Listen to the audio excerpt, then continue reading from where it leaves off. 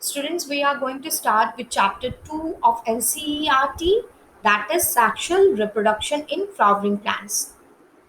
In chapter 1, we have discussed about asexual as well as sexual mode of reproduction in various organisms. Now, the main agenda of this chapter is to discuss only about sexual reproduction exclusively in flowering plants. And flowering plants are also termed as right angiosperms. Topics which have been covered in this tutorial are pre-fertilization events, parts of flower, functions of floral members, structure of anther, microsporogenesis, and structure of pollen grains. Pre-fertilization structure and events. When the term pre fertilization comes to our mind, it refers to the formation of a specialized structure which is meant for the process of gametogenesis. So, these specialized structure in angiosperms are flower. The gametogenesis in angiosperm comprises of two parts, that is microsporogenesis and megasporogenesis. Microsporogenesis refers to production or development of pollen grains, and megasporogenesis refers to the production as well as development of egg or ovules. Then the process pollinations come into the existence.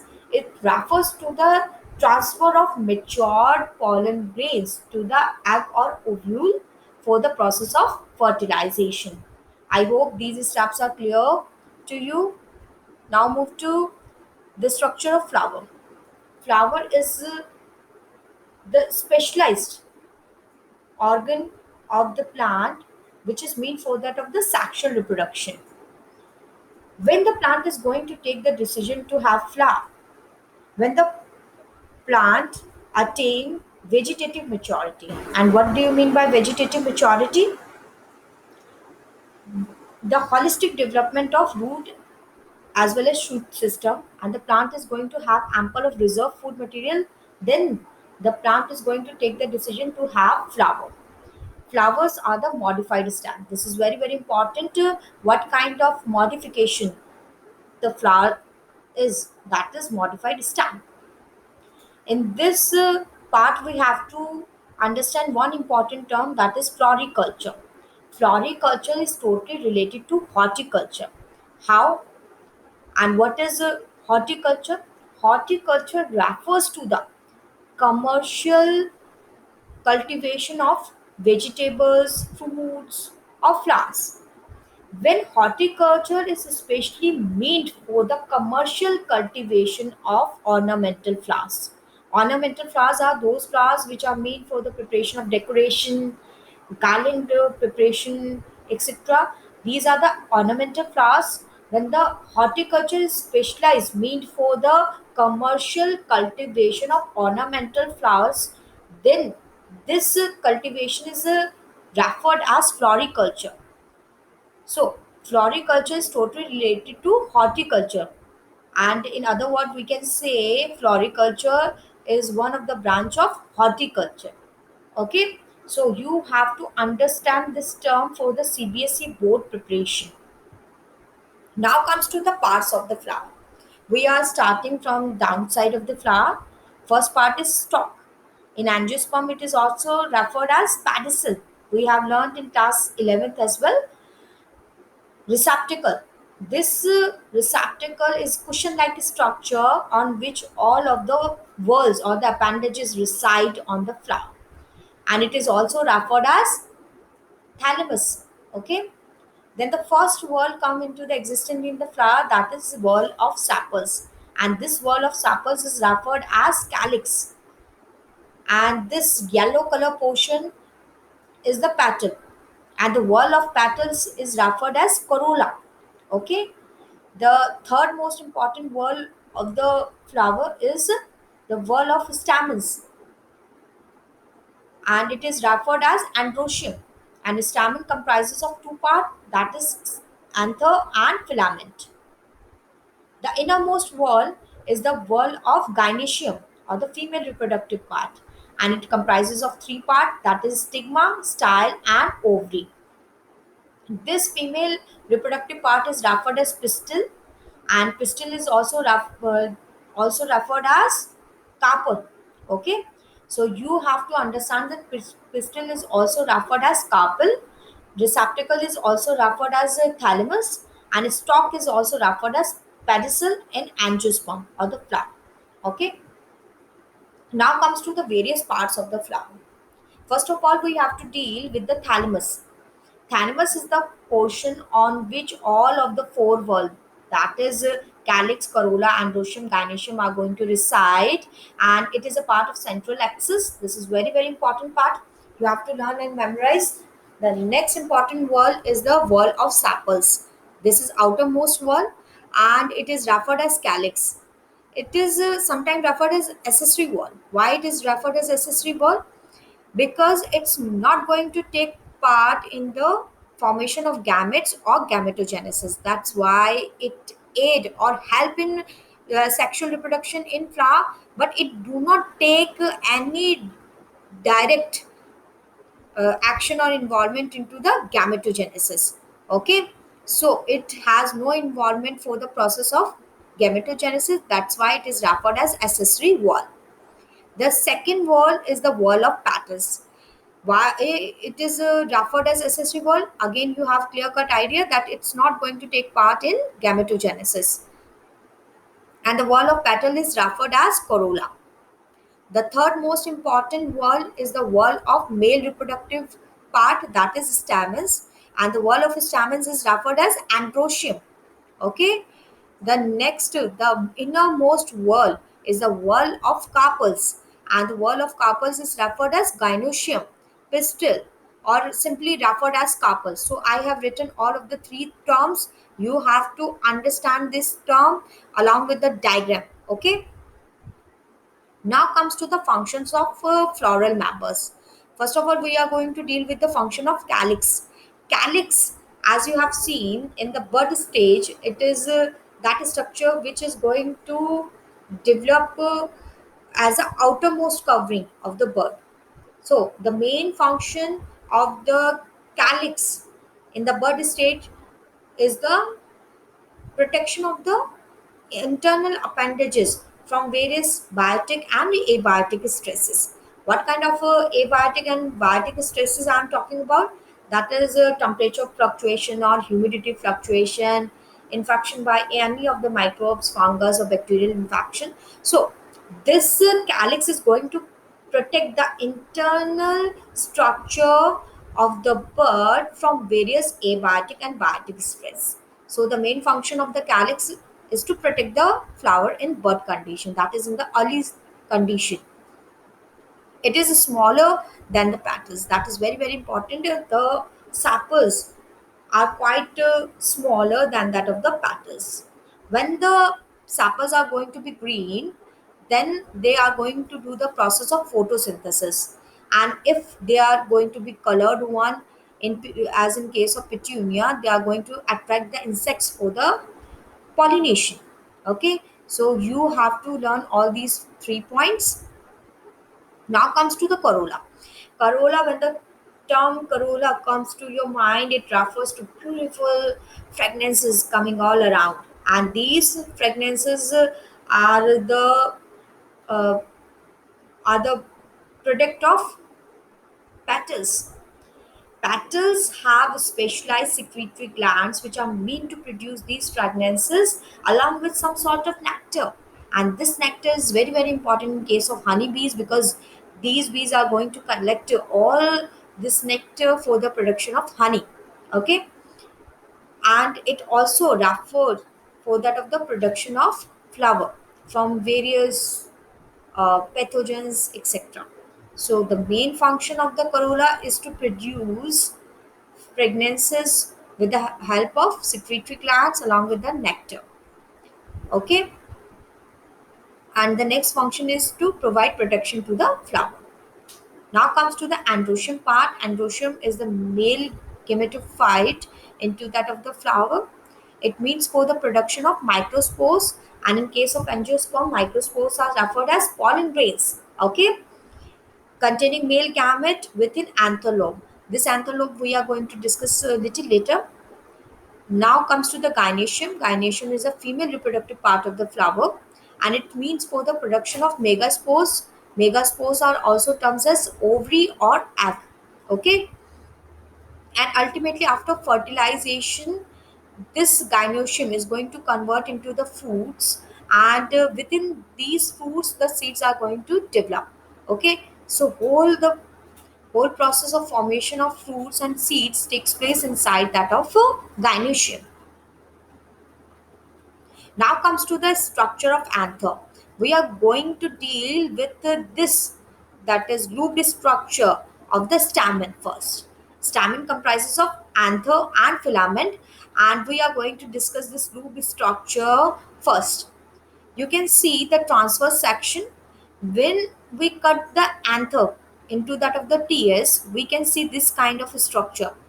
So the green section over here is referred as connective tissue, and you can see this line over there. This is actually the loop sectioning part, because you can see this section is quite different or separated from this section. This is that line which is going to divide whole of the anther into two loops. So that's why this anther is biloop. One loop is here and another one loop is here. And you can see over one lining over here as well. This is theca, and these loops are going to divide again into that of the pollen sex because of this theca. Okay, so this is dithecus because one theca is over here and one theca is here, and the anther is biloop because two loops, one this uh, loop and another one this loop is going to be present. And you can see a variety of angiosperm. You will find triloop, uniloop, tetraloop, this kind of thing. But in most of the angiosperms, the anther is bilooped. Okay, and theca is there to separate each loop and development of the individual pollen sex. And you can see theca is also referred as line of dehiscence. What is dehiscence? That is oozing or coming out of matured pollen grains from anther. So, from where this oozing takes place, that is from the theca. That's why this is also referred as line of dehiscence. The anther is tetragonal. You can see four sides. One, two, three, four. Four sides are there. That is four microsporangium are there. Why four microsporangium? You can see that is two pollen sacs over here and two pollen sacs are over here. The all in all, in the TS section, we can see four pollen sacs of microsporangium. Pollen sacs are also referred as microsporangium. Okay, microsporangium develop further and transport into that of the pollen sacs. This is because pollen sacs are the mature form and microsporangium are the immature form. So these are referred as synonyms as well in terms of a diagrammatic view. But from the production point of view, microsporangium is going to develop first, and from microsporangium, pollen sacs are going to be developed. Okay, I hope this diagram is clear to you. This is from the NCERT, so you can learn, memorize, practice these diagrams from the NCERT as well. Now comes to the structure of microsporangium. As we have discussed earlier, these are the first structure to be developed inside that of the anther, and it comprises of the four layers. That is very important term. That is, it comprises of the four walls or layers. First wall or layer is epidermis. This is the outermost layer, and its sole motto is to protect the developing microsporangium. Okay, the next layer is endothecium. Endothecium is the second layer, and it is quite thicker one. The cells are quite thicker one. They help in dehiscence, revise, recall, that is oozing or coming out of the mature pollens. It helps in maturing of the pollen, and it is also protective in nature. It protects the inner part of the sporangium. The middle layer, the third layer, is comprises of one or three layers of the cells, and again it helps in dehiscence as well as protection. From these three layers, we can learn that these layers are meant for that of the protection. So this is the common function of epidermis, endothelium, and middle layer. The common function of endothelium and middle layer is dehiscence as well as protection. Now comes to the tapetum. This is very very important question. It has been asked in 2013, 2017, 2019. What is the role of tapetum? So you have to learn by your heart. You can't afford to skip this topic. Tapetum. It is fourth and innermost layer. First of all, you have to understand it is the last layer from outside to inside. It is innermost layer, having dense cytoplasm and having lots of nucleus. When lots of nucleus are going to be present inside one single cell, the sole motive of these nucleus is to provide nourishment, because more and more proteins or any sort of amino acid can be produced for the nourishment of developing pollen grain. So the main keyword in the function of tapetum, that is to provide nourishment. You have to learn it, okay, along with the diagram which is being shown over here. Structure of microsporangium. Again, we are going to see the TS section in the slide view. The center of each microsporangium is filled with closely arranged cells. These are referred as sporangium. Okay, this is this is again pollen sac or microsporangium, and you can see there are some closely arranged cells. These cells, these green color cells, are referred as sporogenous tissue. At maturity, pollen sacs are going to be fused to uh, two loops. Okay, two microsporangium are going to be fused to form one pollen sac. This is very very important. This green section is going to fuse with this in the later stages. That is, one microsporangium is going to fuse with the another microsporangium, and ultimately the formation of what happened, that is pollen sac formation takes place. As we have done earlier, the microsporangium is the early stage and pollen sac development is the later stage. And how pollen sacs are going to be developed? By the fusion of these microsporangium of single loop. These two loops are there, and when these are going to fuse with each other, then single pollen sac formation used to take place in one loop, and similarly the single pollen sac formation used to take place in the another loop. Okay, so this part is very very important. Now comes to the next part. This is the diagram from the NCRT, and this diagram has been asked several times in the year, that is 2014 and 2016. These diagrams has been asked two times, so you can understand the importance of these diagrams. This is bilooped anther, and you have one mega microsporangium over here, one microsporangium here, one microsporangium here, one is here. All four microsporangium are here, and you can see the connective tissue. I have colored it once so that you have a great idea about the connective tissue. This connective tissue are meant for formation of connection between the two loops of the anther. And when we are going to focus on one section, we are having this kind of view of microsporangium. You can see the four layer, you can recall: epidermis, endothelium, middle layer, and microspore. Mother cell layer is also here, and the innermost layer, that is tapetum. From outside to inside, that is epidermis, endothelium, middle layer, then tapetum is here. And tapetum, you can see the dotted line, the cells are quite dotted one, because they are going to produce reserve food material for the development of pollen grains. Okay, you can see this diagram is very very important, and in this diagram you can actually see the dehiscence of the anther. Matured anther is coming or oozing out from the surface of theca. So this process is very very important from the pollination point of view. And you can see the connective tissue over here. Again, recall the four membranes of a microsporangium, that is epidermis, then endothelium, middle layer, and innermost layer is the tapetum one, and it is a quite darker section. You can easily recognize into the TS slide of this anther. Okay, we are going to make slide for that of the pollen grains, but if you want, you can have the slide of anther as well. In this, you can easily recognize the tapetum part, which is quite essential from the CBSE point of view.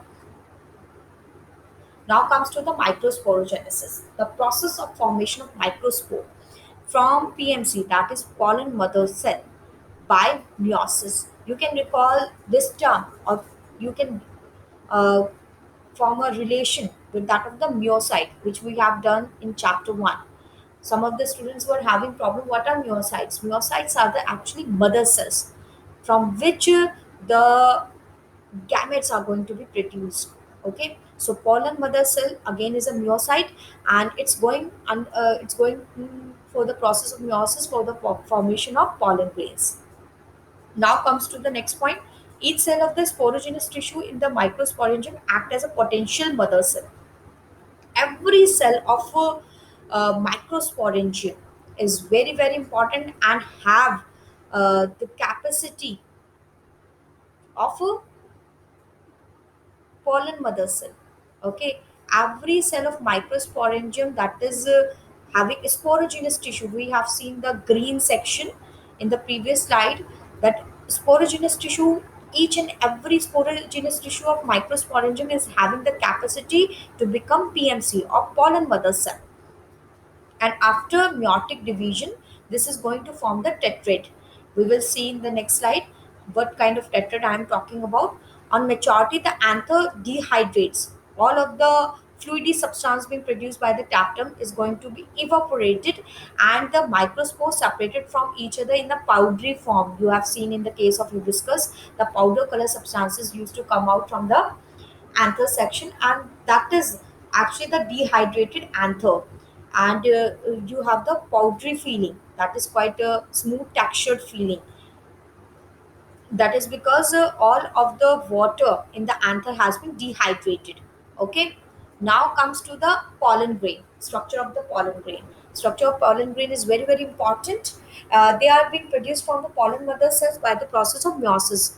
For this, you can recall that a single mother cell is going to give rise four pollen grains. Okay, they represent the male gametophyte. Pollen grains represent the male gametophyte, the male gamete which is responsible for the process of fertilization. Pollen grains are generally spherical. You can see over here they are generally spherical in shape. This is also spherical, but this is quite bean-shaped structure. Quite bean-shaped structure is there. They possess two prominent layer, that is exine and intine. Okay, in this diagram you can easily recognize the darker green section is the exine part, the lighter green or the olive green section is the intine section. Okay, inside to that of the exine is the intine section, the olive green section. The dark green section is the exine one. Okay, the exine is having specialized chemical in it, which is referred as sporopollenin. It is one of the most hardest or resistant substance being present on Mother Earth. It is organic in nature, and it protects the pollen from adverse environmental condition. Okay, so this is very very important point, from which exine is made up of, that is from the sporopollenin. It is one of the most resistant organic material present on Mother Earth. The exine has an aperture where sporopollenin is going to be absent. You can see here the sporopollenin or exine is quite absent. This is referred as jumpo. Okay, this is referred as jumpo.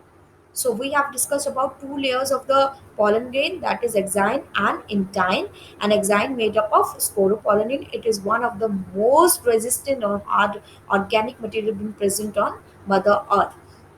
And where the exine is going to be absent or sporopollenin is going to be absent, it is referred as jumpo. Okay, And you can see the beautiful texture of the pollen grain is because of the various pattern being formed by the sporopollen on the surface. You can see over here that is spiky structure, again here spiky structure is here, depressed structure you can see over here, and some featured structure in this anther you can easily visualize. Okay, now move to the inner layer of the pollen grain, that is intine. It is made up of cellulose and pectin.